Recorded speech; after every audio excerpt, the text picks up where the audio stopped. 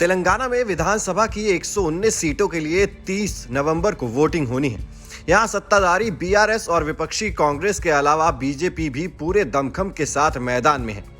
शनिवार को प्रधानमंत्री नरेंद्र मोदी ने सिकंदराबाद में चुनावी रैली को संबोधित किया।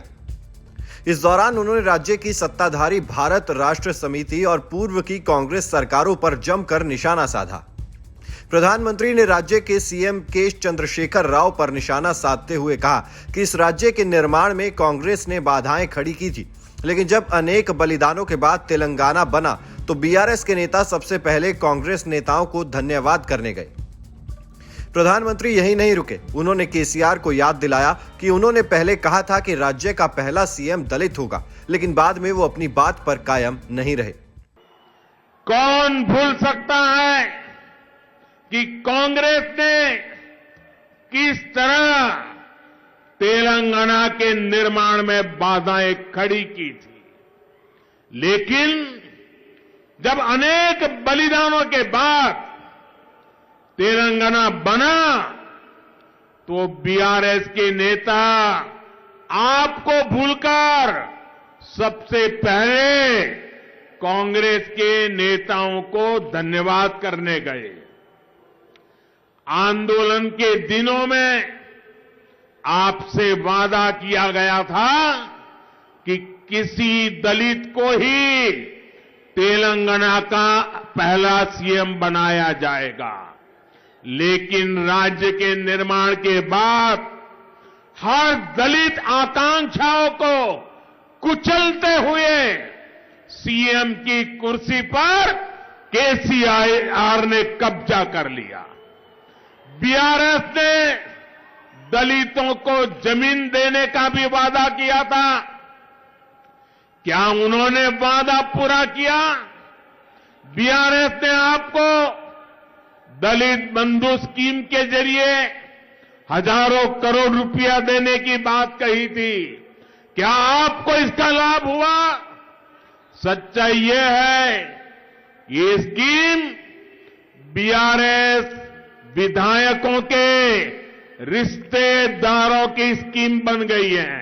प्रधानमंत्री मोदी ने आगे कांग्रेस और बीआरएस पर निशाना साधते हुए कहा कि ये दोनों ही दल मिले हुए हैं, इन दोनों में ही राज करने की मानसिकता है, लेकिन बीजेपी ने सेवा करने का संकल्प लिया है।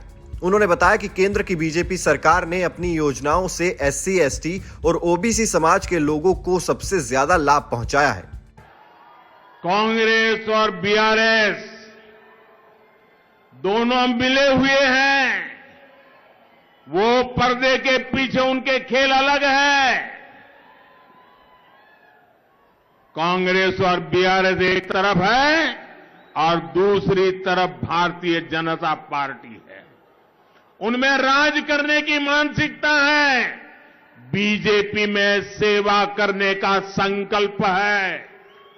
हमने एससी और एसटी लोगों पर अत्याचार से जुड़े कानूनों को और सख्त किया। हमने ये सुनिश्चित किया कि गरीबों को बैंक अकाउंट, गरीबों को टॉयलेट्स की व्यवस्था, गरीबों को गैस का कनेक्शन, गरीबों को बैंक से लोन, गरीबों के लिए पक्के घर, गरीबों को किसी चीज की दिक्कत ना हो। और इन सारी योजनाओं में एससी, एसटी, ओबीसी समाज के लोगों को सबसे अधिक लाभ दिया गया।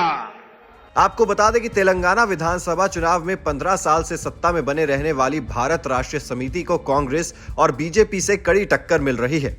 खुद मुख्यमंत्री के चंद्रशेखर राव 2 विधानसभा सीटों गजवेल और कामारेड्डी से किस्मत आजमा रहे हैं। गजवेल में बीजेपी नेता ई राजेंद्र ने केसीआर के खिलाफ पर्चा दाखिल किया है, जबकि कामारेड्डी से प्रदेश कांग्रेस अध्यक्ष रेवंत रेड्डी भी ताल ठोक रहे हैं। 119 सीटों वाली विधानसभा में बहुमत के लिए 60 सीटों की जरूरत होगी।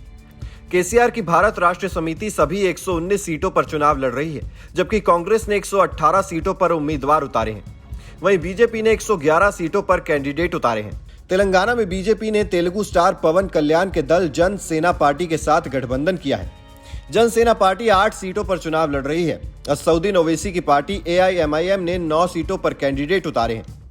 2018 के विधानसभा चुनाव में BRS ने 88 सीटें हासिल कर सरकार बनाई थी।